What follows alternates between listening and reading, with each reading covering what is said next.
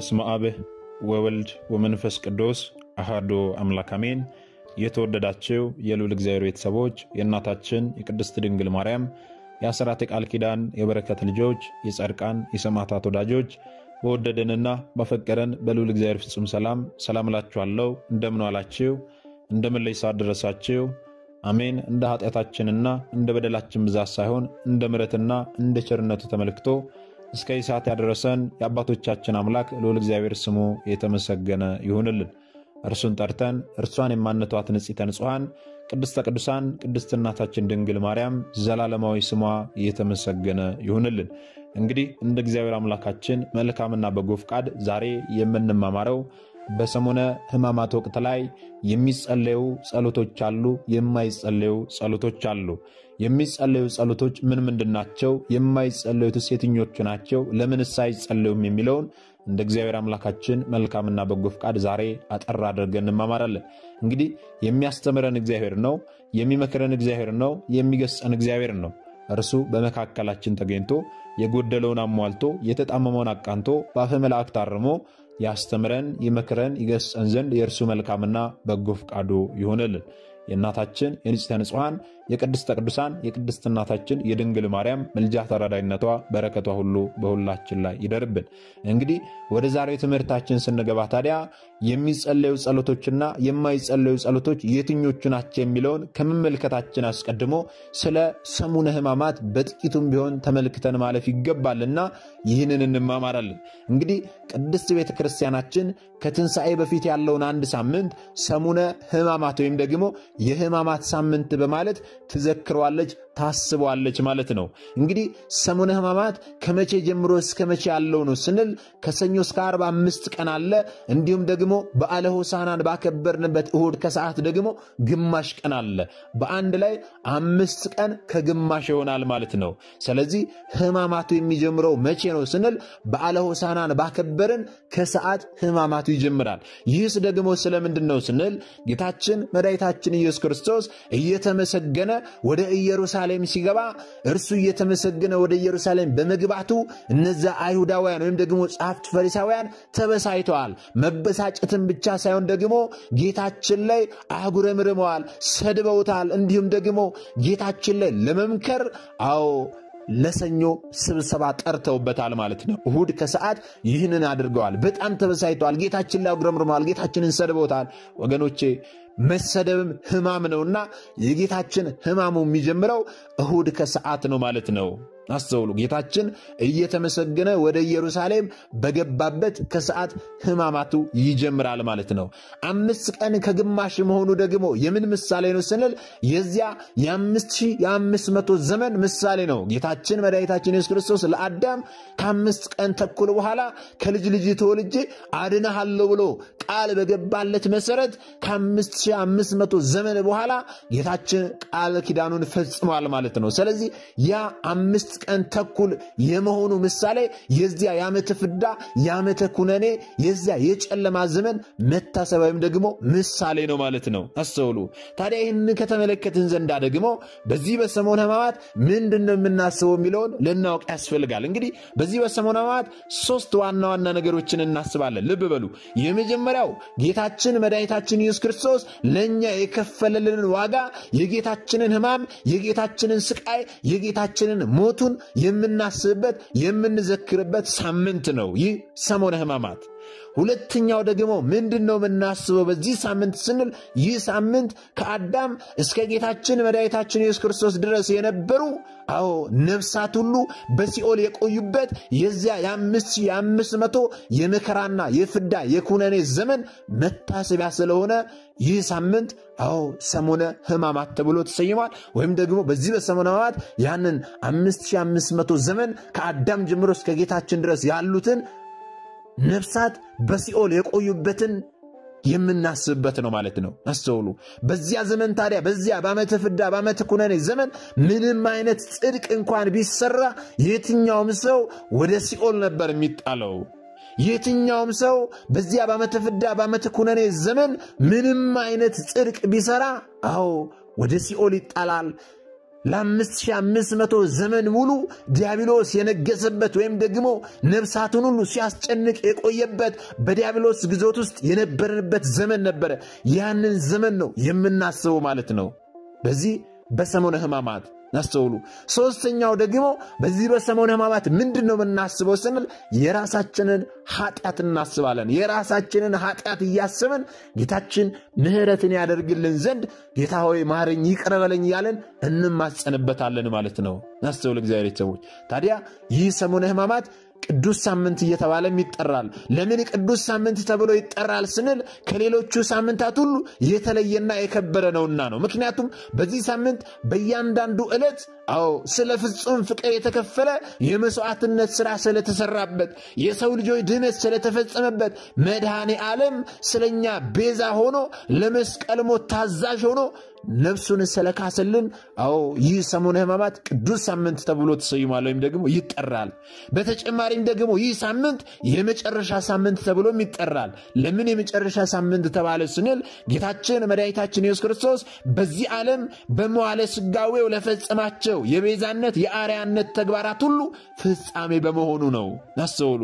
ታዲያ በዚህ ልዩ በሆነ ሳምንት ካህናትና ምእመናን በነግህ ወይም ደግሞ በጠዋት በሰልስት ወይም ደግሞ በ3 ሰዓት በቀትር ወይም ደግሞ በ6 ሰዓት በተሰዓት ወይም ደግሞ በ9 ሰዓት በሰርክ ወይም ደግሞ ማታ በሰርክ ጸሎት ሰዓት ላይ ወደ ቅድስት ቤተክርስቲያን በመጓዝ ስለ ጌታችን መድኃኒታችን ኢየሱስ ክርስቶስ ሕማማተ መስቀል የሚያዘክረውን ምዕራፍ ከቅዱሳት መጻሕፍት እያነበቡ የጌታችንን ሕማምና ስቃይ መከራ ሞቱን ያዘክራሉ ያስባሉ ማለት ነው።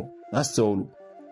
ስለዚህ ይህንን ሥርዓት በመናከናውንበት ሰዓት ላይ ደግሞ የምንጸልያቸው ጸሎቶች አሉ፣ የማንጸልያቸው ጸሎቶች አሉ። ይህንን ደግሞ በደንብ ልንረዳ ያስፈልጋል። ምክንያቱም ደግሞ ብዙ ሰዎች በዚህ ጉዳይ ጥያቄ ስለሚፈጥረባቸው ናቸው። በዚህ በሰሙነ ሕማማት አንዳንዶች ይህ አይጸለይም ይህ ይጸለያል እያሉ ምክንያቱን ሳያስረዱና ሳያሳውቁ ሲጽፉና ሲያስተምሩ እንመለከታለን። ይህ ደግሞ ምእመናኑ በጸሎት ዙሪያ ጥያቄ እንዲፈጠርበትና ውዝግብ ውስጥ እንዲገባ አድርጎታል ማለት ነው። ምክንያቱን ስለማይነገሩ ይጸለያል ብሎ የሚናገር ሰው ለምን አይጸለይም ያለ ደግሞ ለምን አይጸለይም የሚለውን በደንብ ማስረዳት መቻል አለበት ማለት ነው። ለዚህ ነው ዛሬ ይህንን ማንሳቱ ያስፈልገው ማለት ነው። እንግዲህ በዚህ በሰሙነ ሕማማት የጌታችንን ስቃይ የጌታችንን መከራ የጌታችንን ሕማም የምናስብበት ነው ብለናል። ታዲያ ይህንን በምናስብበት ሳምንት ደግሞ የሌሎችን የቅዱሳንን በዓላት አብረን የምናከብርበት ወቅት ስላልሆነ የቅዱሳንን በዓላት በዚህ በሰሙነ ሕማማት አናከብርም ማለት ነው። የሚከበርበት የሚታሰብበት ጊዜ ስላልሆነ ማለት ነው። ምክንያቱም የነሱ በዓል ከጌታ ሕማም የነሱ በዓል ከጌታ ስቃይ የነርሱ በዓል ከጌታ መከራና ለሰው ልጆች ከከፈለው ውለታ አይበልጥምና በዚህ በሰሙነ ሕማማት የሌሎችን የቅዱሳንን በዓላት አናከብርም ማለት ነው። አስተውሉ። እንኳንኛ በዚህ በሰሙነ ሕማማት ባጸደ ነፍስ ያሉትም ቅዱሳን የጌታን ሕማም የሚያስቡበት እንጂ የራሳቸውን ክብር የሚሹበት ጊዜ አይደለም። አስተውሉ። ታዲያ በዚህ በሰሙነ ሕማማት የሚጸለዩ ጸሎቶች አሉ። እነዚህ ምንድናቸው ስንል በሰሙነ ሕማማት ምእመናኑ ከሚጸለያቸው ጸሎቶች ውስጥ አንዱ ወይም ደግሞ የትኞቹ ናቸው ስንል ውዳሴ ማርያም፣ መዝሙረ ዳዊት፣ ሰይፈ ሥላሴ፣ ሰይፈ መለኮት፣ አርጋኖን፣ ሰኔ ጎልጎታ፣ ትምህርተ ኅቡዓት፣ ድርሳነ ማያዊ፣ ድርሳነ መድኃኔዓለምና ሌሎችም ማለት ነው። እንዲህ ስንል ደግሞ አሁን የጠራናቸው ጸሎቶች በዚህ በሰሙነ ሕማማት ብንጸልያቸው መልካም ናቸው ወይም ደግሞ ሊጸልዩ የሚገቡ ጸሎቶች ናቸው። ለምን ስንል ደግሞ እነዚህ አሁን የጠራናቸው የጌታችንን መከራ የጌታችንን ስቃይ የጌታችንን ሕማም ቀራንዮን ጎልጎታን የሚያሳስቡን ጸሎቶች ስለሆኑ እነዚህን ጸሎቶች እየጸለይን የጌታችንን ሕማምና መከራ እንድናስብ ነው። ነገር ግን እነዚህን የጠራናቸውን ብቻ ነው መጸለይ የሚገባው። ሌሎችን የሚጸልይ ሰው ኃጢአት ይሆንበታል የሚል አስተምሮ የለም። ወይም ደግሞ ሌሎችን ጸሎቶች መጸለይ የለብህም ብላ የምታስተምሩ አስተምሮ የለም ቤተክርስቲያናችን። አስተውሉ። ወደዛ ደግሞ እንመጣበታለን።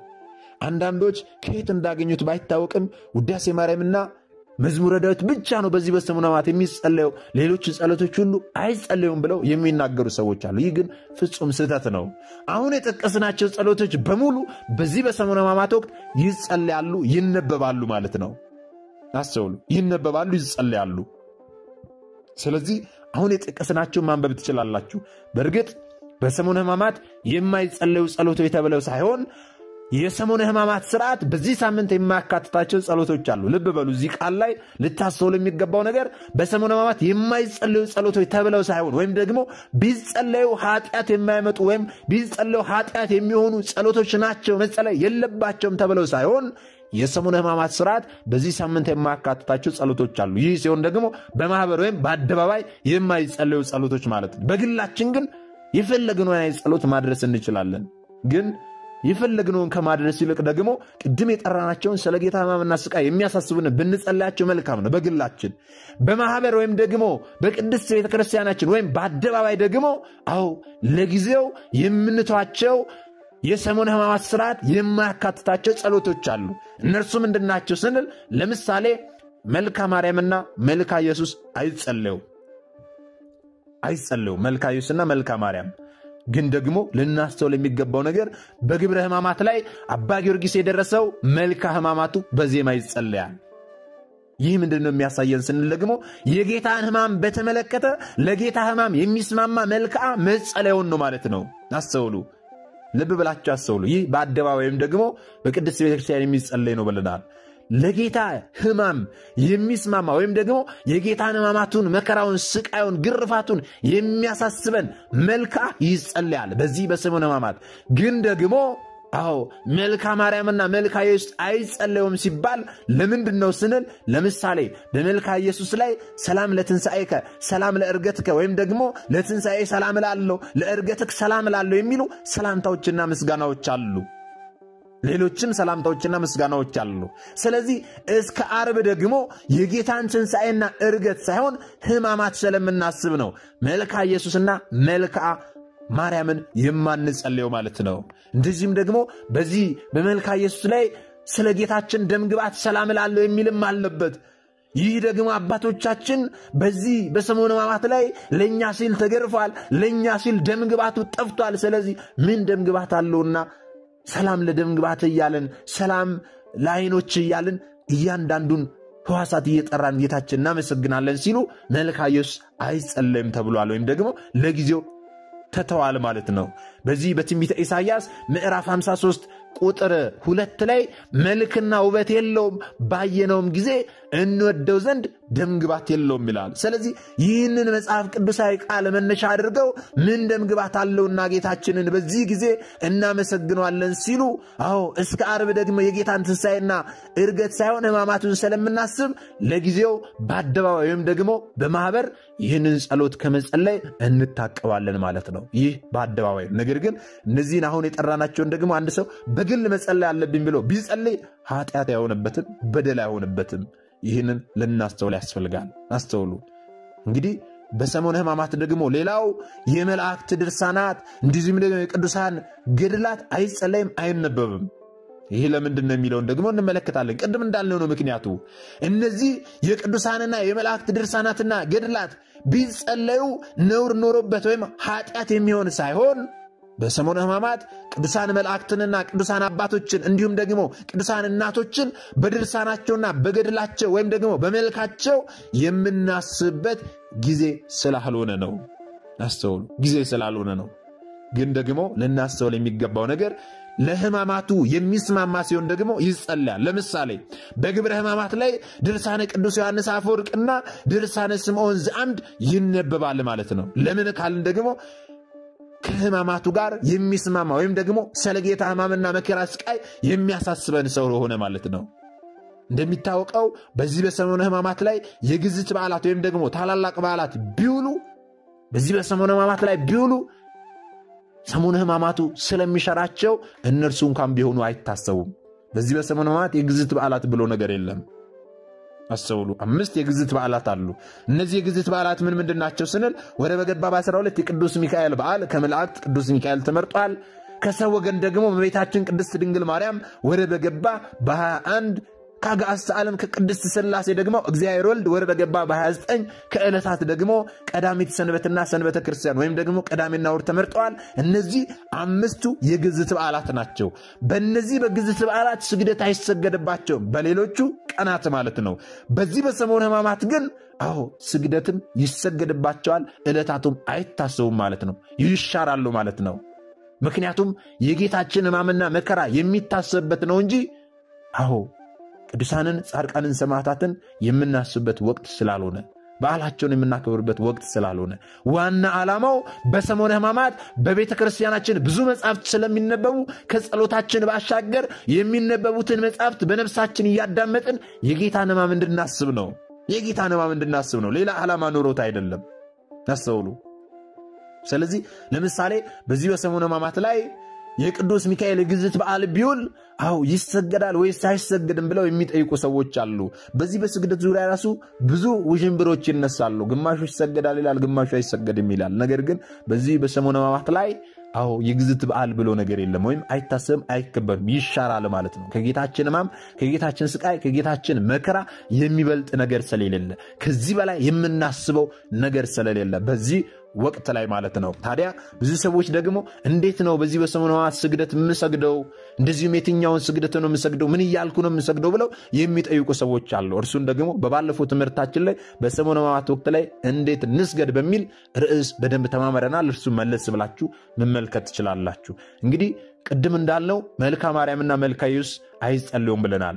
መልካ ማርያምና መልካ ኢየሱስ የማይጸልዩት ለምንድነው ስንል አንደኛው ምክንያታችን እነዚህ ጸሎቶች የግል ጸሎቶች ብቻ ሳይሆኑ የማህሌት ምስጋናዎችም ጭምር ናቸው።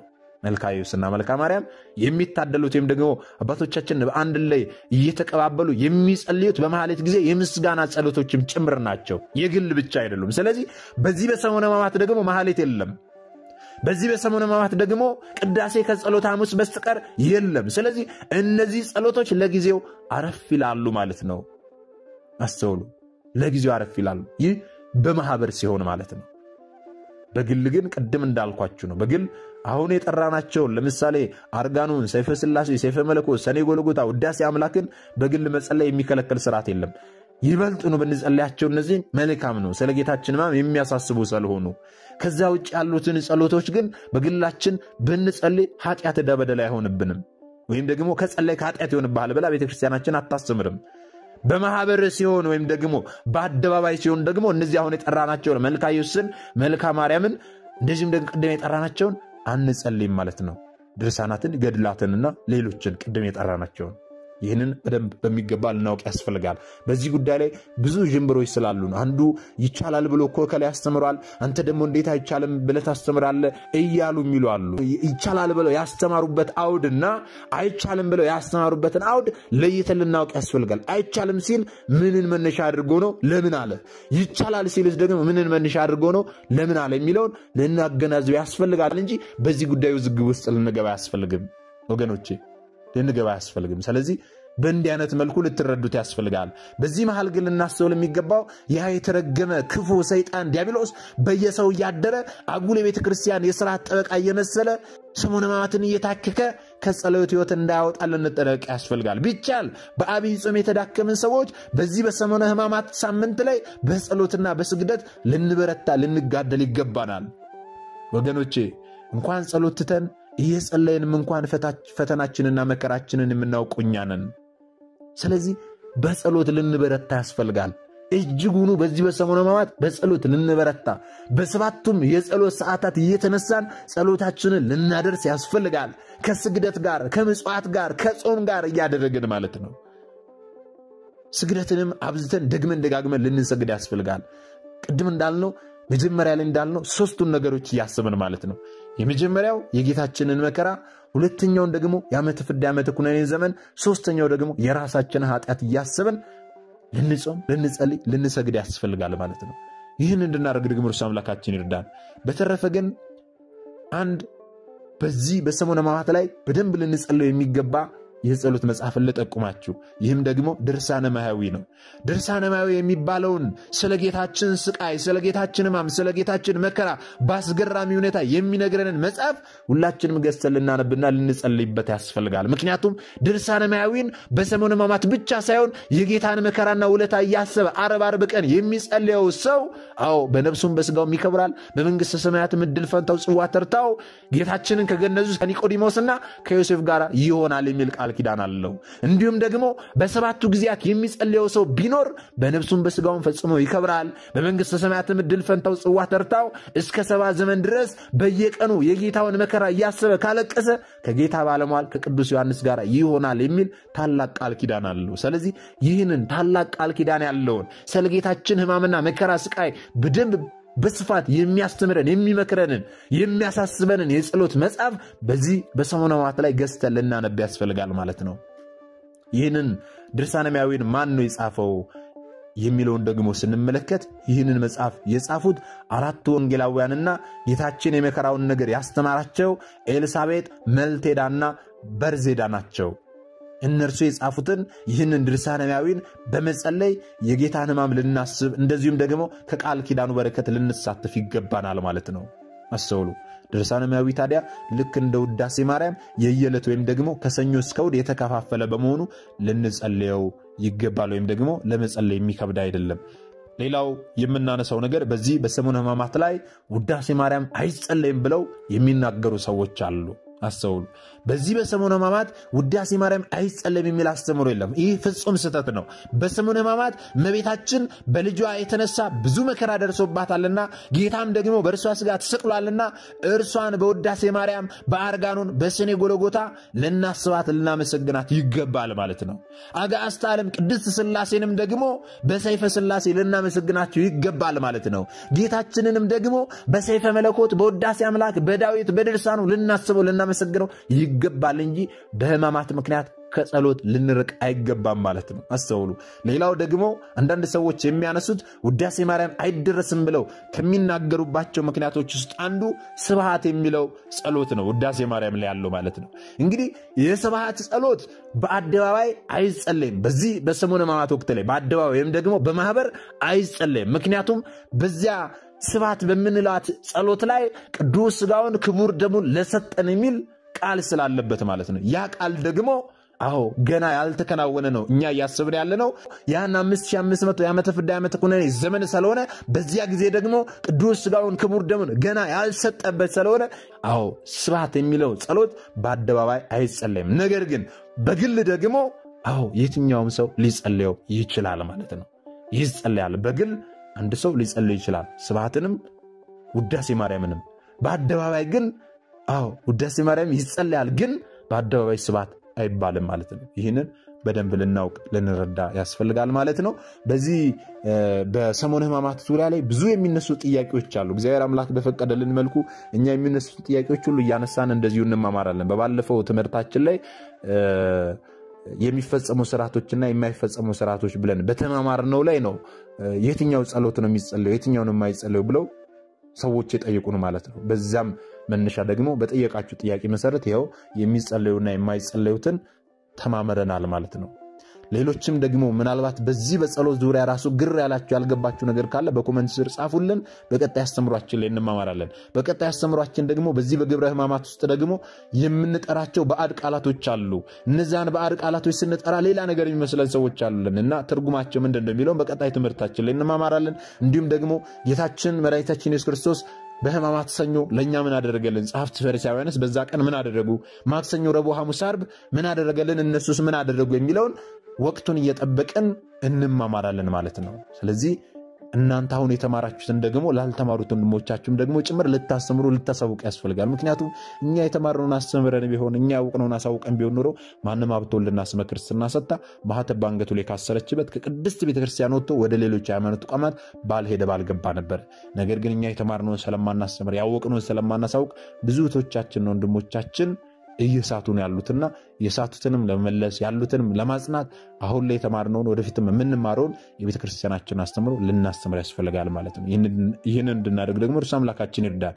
ብዙ ሰዎች ሰው ቅዳሴ ስላስቀደሰ ያስቀድሳሉ፣ ሰው ነጠላ ስላደረገ ያደርጋሉ፣ ሰው ስለ ጾመ ይጾማሉ፣ ሰው ስለ ጸለየ ይጸልያሉ። ግን ስለምን እንደሚያስቀድሱ ያውቁም፣ ግን ነጠላ ስለምን እንደሚያደርጉ ያውቁም፣ በዘልማድ ስለሚንቀሳቀሱ ማለት ነው። ስለዚህ ሁላችንም እኛ የምናውቃትን ነገር ላላውቁት ወንድሞቻችን ባገኘነው አጋጣሚ ሁሉ በስራ ቦታ ሊሆን ይችላል፣ በትምህርት ሊሆን ይችላል፣ ባገኘነው አጋጣሚ ሁሉ እያስተማርን ብዙዎችን ከመሳት ልንጠብቃቸው፣ ያሉትን ልናጸና፣ የሳቱትን ልንመልስ፣ በእውቀት እንዲመላለሱ ልናደርግ ያስፈልጋል ማለት ነው። ስለዚህ ይህን እንድናደርግ ደግሞ እርሱ አምላካችን መድኃኒታችን ኢየሱስ ክርስቶስ ሁላችንንም ይርዳን። ምናልባት ደግሞ ዛሬ ገና ወደዚህ መንፈሳዊ ቻናል የመጣችሁ ሰዎች ካላችሁ ከዚህ በፊት የተማማርነውም ከዚህ በኋላ የምንማማረው መንፈሳዊ አስተምሮች ወደ እናንተ እንዲደርሱ ከፈለጋችሁ ሰብስክራይብ አድርጋችሁ የደውል ምልክቱን መጫን ይኖርባችኋል። ምክንያቱም ይህ ቴክኖሎጂ ያመጣው ስርዓት ነው፣ እኔ ያልኩት አይደለም። ይህንን ካደረጋችሁ ዕለት ከዚህ የሚለቀቁ አስተምሮች ወደ እናንተ ይደርሳሉ። ይህንን ካላደረጋችሁ ደግሞ ዛሬ እንዳጋጣሚ ይህንን አስተምሮ ሰምታችሁ ሊሆን ይችላል፣ በቀጣይ ከዚህ የሚለቀቁ አስተምሮች ወደ እናንተ አይደርሱም ማለት ነው። ስለዚህ ወደ እናንተ እንዲደርሱ ከፈለጋችሁ ሰብስክራይብ አድርጋችሁ የደውል ምልክቱን መጫን ይኖርባችኋል ማለት ነው። እግዚአብሔር አምላካችን እስካሁን ሰዓት ጠብቆ ያስተማረን የመከረን የገሰጸን የአባቶቻችን አምላክ ልዑል እግዚአብሔር ስሙ የተመሰገነ ይሁንልን። የሰማነውን በዝነ ልቦናችን ያሳድርብን። ሰሚዎች ብቻ ሳንሆን በሰማነው ቃል 30 60 100 ያማረ ፍሬ አፍርተን ዛሬ ስሙ ቀዳሾች ነገ ደግሞ የመንግስት ወራሾች ያደርገን ዘንድ እርሱ መልካምና በጎ ፈቃዱ ይሁንልን። ወስብሐት ለእግዚአብሔር ወለወላዲቱ ድንግል ወለመስቀሉ ክቡር። ይቆየን።